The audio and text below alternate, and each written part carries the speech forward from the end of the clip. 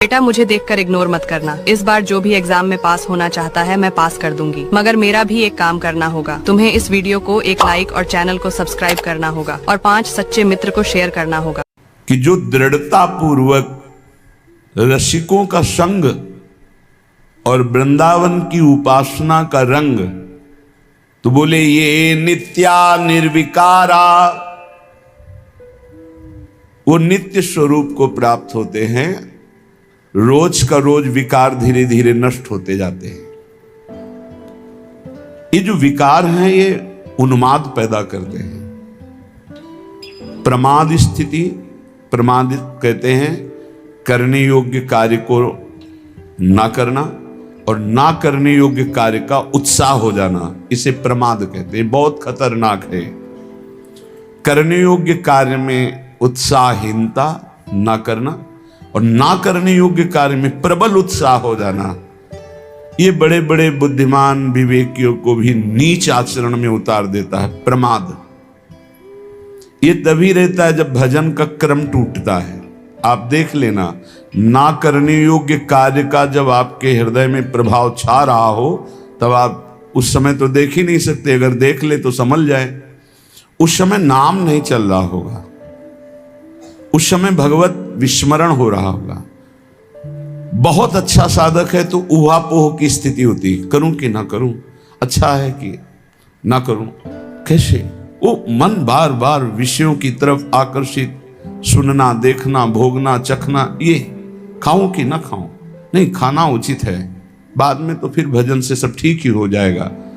वो अच्छा जो साधक है वो ऊहापोह में फंसता है उस समय।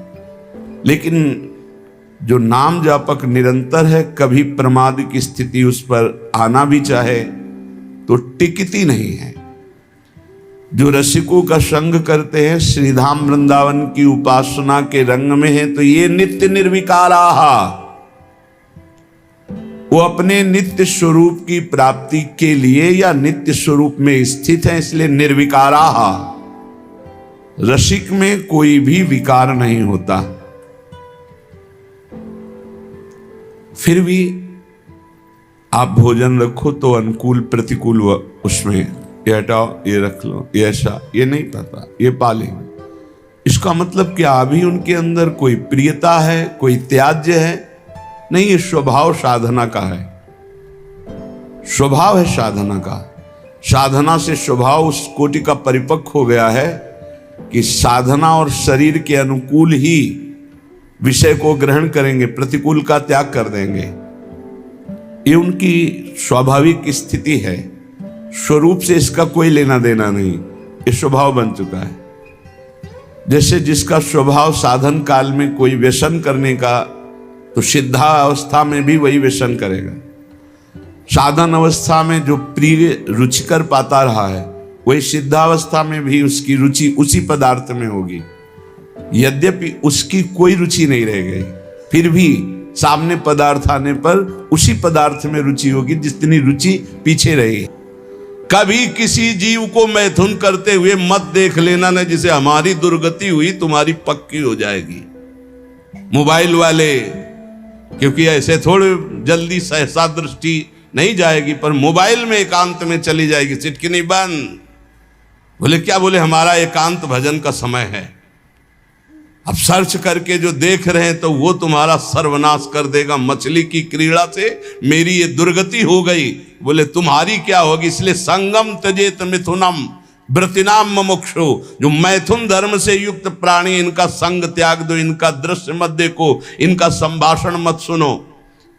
सर्वात्मना न विसजेत बहिरेंद्रियाणि, इंद्रियों को खुला छूट मत दे दो, अंतर्मुख रखो, एकस अकेले रहो। चित्त मनंत ही से, चित्त को ईश्वर में सदैव लगाओ। अकेले का मतलब आंतरिक वृत्ति से। गुफा में भी प्रपंची बहुत समाज में ही रहता है, और प्रपंच में रहता हुआ साधक भी अकेला रहता है। सदैव चित्त को अपने इष्ट में लगाते रहो, किसी का संग न करो, और संग करो तो किनका? तद व्रतेषु, जो भगवत व्रत धारण करने वाले साधु जन हैं, भक्त जन हैं, उनके बीच में रहो। ये बाढ़ है, इस बाढ़ के अंदर बच जाओगे। साधु समाज की बाढ़ में बहुत बचत होती है। अगर हम गिरने जा रहे हैं तो दूसरा हमें थाम लेगा। दृष्टि मिलाना बंद कर दो। दृष्टियैव दुष्ट मदिरेव। बस गए, पाताल का रास्ता पक्का। 5 बाण है उसके, 5 संधान कर दे तो शंकर की समाधि भंग कर दी। तुम तो जीव हो, कोई साधारण वीर है। देवाधिदेव महादेव की समाधि भंग कर दी। तब उन्होंने कहा त्रिभुवन में ऐसा कौन? तो देखा आम के पेड़ में छुपा बैठा, तीसरा नेत्र खोला, राख का ढेर हो गया। अब वो तो शिव हैं, तुम्हारे है तीसरा नेत्र, दुई है, तीसरा तो बंद है तो सबके तीसरा नेत्र ज्ञान नेत्र। ज्ञान से काम भस्म हो जाएगा। या प्रेम नेत्र खुले हृदय में, और या बुद्धि में ज्ञान चक्षु, वो गुरुदेव की कृपा से खुलते हैं। ए भाई मान लो, ऐसे बात करो जब बात करना हो। ये बहुत ही सावधानी की प्रार्थना कर रहा हूं। निज अनुभव ये कहूं खगेशा, पक्का जरा सी भी चूक हुई तो जीवन भर पछताना पड़ेगा। ये ऐसा घाव है, ये ऐसा दलदल है, ये ऐसी फिसलन है, ये ऐसी डूबन है जिससे निकल पाना मुश्किल है। मुस्कुराहट तो जिंदगी की खो जाएगी।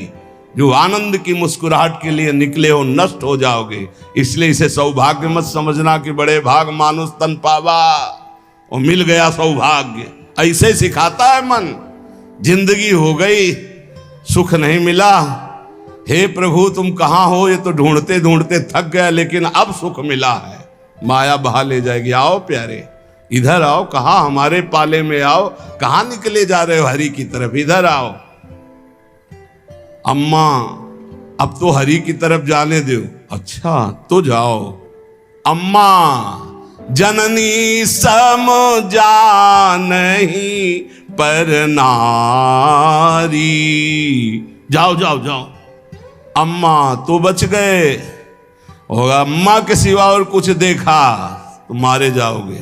सब में मात्र भाव, जैसे अपनी सगी अम्मा को ऐसे देखो, चरणों की तरफ। वृंदावन वास करना इसीलिए बहुत कठिन है। वृंदावन अब क्या उपाय हो सकता है? जिसकी दृष्टि खराब हो गई है संभल जाओ, सत्संग है संभल जाओ। बहुत खतरनाक खेल है, इससे ज्यादा खतरनाक खेल नहीं। हाथ जोड़ के, मुस्कुरा के, प्रणाम करके प्रणाम करवा देंगी। ऐसी प्रबल माया है। हाथ जोड़ना पड़ेगा, घुटने टेकना पड़ेगा, रोना पड़ेगा, फिर भी क्षमा नहीं होगी। माया आती कैसे जानते हो? झुक के, और जाती कैसे? रौंद के। ये पीड़ा देने वाली दुष्ट इंद्रियां कारागार की तरह मुझे बंदी बनाना चाहती हैं। ऐसा ही है। सब कोई देख लो अपनी अपनी इंद्रियों को। ये दुर्दांत दुश्मन इंद्रियां निरंतर पीड़ा देते हुए मुझे बंदी बनाना चाहती भोगों में। नहीं, हा हरे परित्राहि त्राहि माम, ऐसे बचा जाता है। हे हरि मुझे बचा लो, मुझे इंद्रियां फंसा रही है, मुझे फंसा रही। शिकारी वीणा वादन करता है हरिण पहले बुलाने, इतना मधुर वीणा वादन साधु बन के बजाता है। हिरन बेचारे नजदीक आ जाते हैं, पास में ही धनुष बाण मारा खींच के, वही ढेर हो गया। कंदर्प शविष विषखैर, ये शरीर है वीणा का, कामदेव की वीणा वादन का शरीर का आकर्षण करके, और निरवधि मम दैहमानस्य विषखैर, काम बाण का संधान किया, ढेर कर दिया। बड़े बड़ों को इतिहास साक्षी है। इसलिए पहले वीणा वादन से ही बचे। शरीराकर्षण होने लगे तो त्राहिमाम, भागो भागो। भगवान में असीम विश्वास रखने वाले वीडियो को लाइक करें, एक प्यारा सा कमेंट करें। ऐसी ही वीडियो देखने के लिए घंटी का बटन दबाएं और चैनल को सब्सक्राइब करें।